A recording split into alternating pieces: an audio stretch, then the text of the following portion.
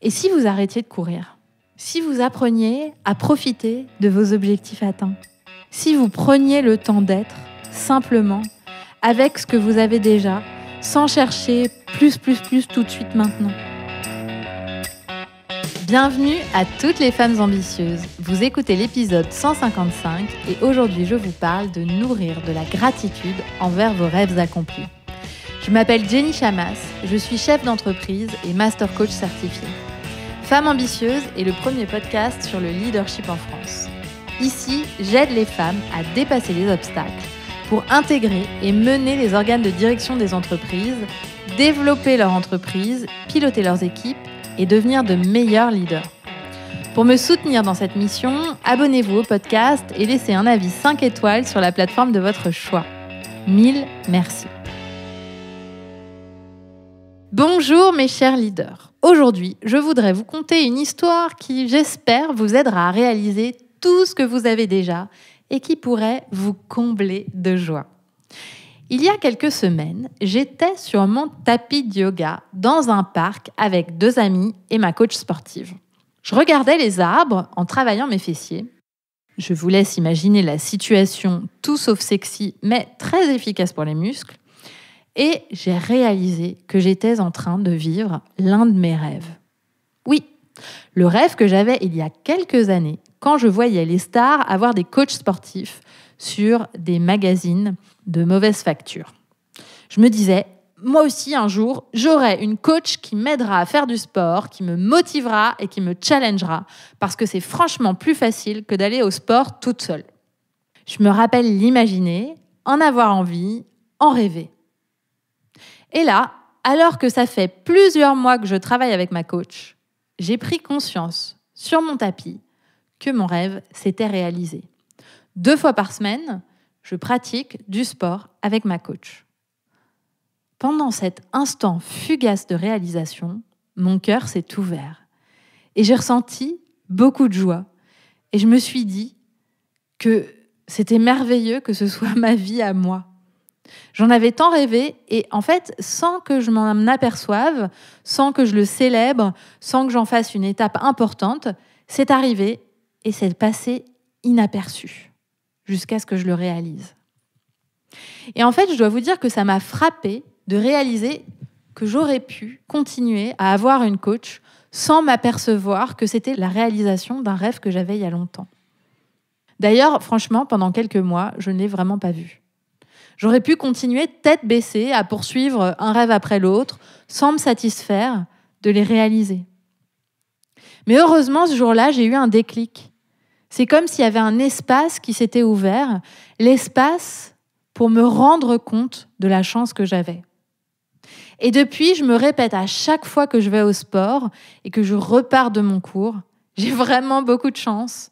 Je me répète que je suis pleine de gratitude envers la vie, envers mon entreprise, envers ma coach, envers mes amis et collègues qui font du sport avec moi. Merci les filles. Parce qu'en fait, c'est grâce à tout ça que c'est arrivé. Alors, ces 2 séances de sport par semaine avec ma coach, elles ne passent plus inaperçues dans ma vie. Je les célèbre et à chaque fois, j'en ressens de la joie. Dans ces moments-là, je ne cherche pas à aller plus loin. Je ne cherche pas à avoir plus ou avoir mieux. Je profite. Je suis dans l'instant présent. Je regarde l'arbre en face de moi. Je souffre dans mes fessiers et je regarde en pouffant mes copines. Si je vous parle de ça, c'est parce que je constate que nous sommes programmés pour passer notre vie à courir encore et toujours vers le plus et le mieux, sans savoir se satisfaire de ce qu'on a.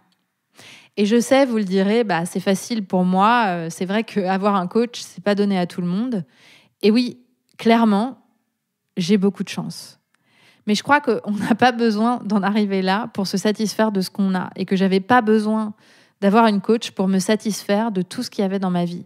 Et c'est vraiment la question que je vous invite à vous poser aujourd'hui. En tant que perfectionniste, ce conditionnement de vouloir toujours plus et toujours mieux, il est exacerbé parce qu'on a le sentiment que plus on accomplit de choses, plus on sera validé et plus on sera heureuse. Pourtant, je suis sûre que vous avez déjà accompli beaucoup dans votre vie et que vous avez déjà de quoi vous réjouir, de petites ou de grandes choses, sans avoir à courir et encore courir. Quelle est la dernière fois que ça vous est arrivé de passer à côté d'un rêve que vous avez réalisé? Comme moi, je suis passée à côté du mien. Par exemple, ce job dont vous rêviez, que vous n'avez pas vraiment célébré. Cette boîte que vous rêviez de créer et qui marche enfin. Ce collaborateur ou cette collaboratrice que vous vouliez embaucher et qui travaille avec vous depuis 2 ans et avec qui ça marche trop bien. Cette maison que vous rêviez d'avoir. Cette possibilité de prendre une baby-sitter de temps en temps pour sortir le soir. Cette chambre repeinte en bleu, comme vous le vouliez, comme sur le magazine de déco. Vous voyez ce que je veux dire? Quand est-ce que c'est la dernière fois que vous êtes passé à côté de ça? Et à la place, vous courez, vous cochez des cases, vous vous dites à peine que c'est bien parce qu'en fait, vous êtes déjà focalisé sur la prochaine étape. Et ça génère en vous stress, course au mieux, frustration que ça n'aille pas aussi vite que vous voulez, mais en réalité, vous ne voyez pas tout ce qui a déjà été fait. Et comme vous passez votre temps à courir, vous ne profitez jamais vraiment de ce que vous avez accompli. Vous ne vous rendez même pas compte de vos résultats.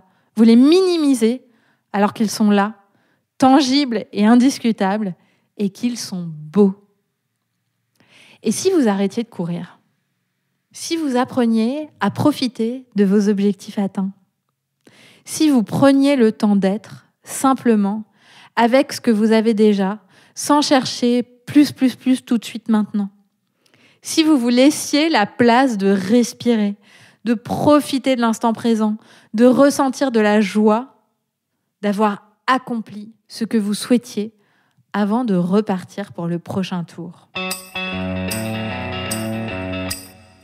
C'est ce que j'encourage mes clientes à faire, célébrer leur succès. C'est ce que je fais également, seule et en équipe. Et il faut le dire, cela demande de hacker son cerveau et de se déconditionner à courir. Parce que prendre l'habitude de célébrer, c'est un peu contre ce qu'on apprend. C'est difficile, ça demande des efforts jusqu'à en prendre l'habitude. Ça demande de faire une pause, chose qu'on prend quasiment jamais le temps de faire. C'est en fait à contresens de ce que la société nous encourage à faire. Sauf que quand on ne le fait pas, cet exercice de faire une pause, de ressentir toute la gratitude qu'on a pour soi et pour les autres et pour la vie, d'avoir réussi à réaliser ce qu'on voulait, eh bien on passe à côté.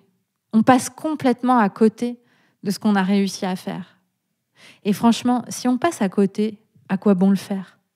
Si c'est juste pour courir sans se satisfaire, si c'est juste pour le regard des autres, si c'est juste pour cocher des cases. Mes chers leaders, jusqu'à preuve du contraire, vous n'avez qu'une vie, même si je vous avoue que je questionne parfois cette pensée. Et vous êtes aux manettes de la façon dont vous la savourez. Ne passez pas à côté de tout ce que vous avez déjà, que vous vouliez. Profitez. Apprenez à voir le verre à moitié plein.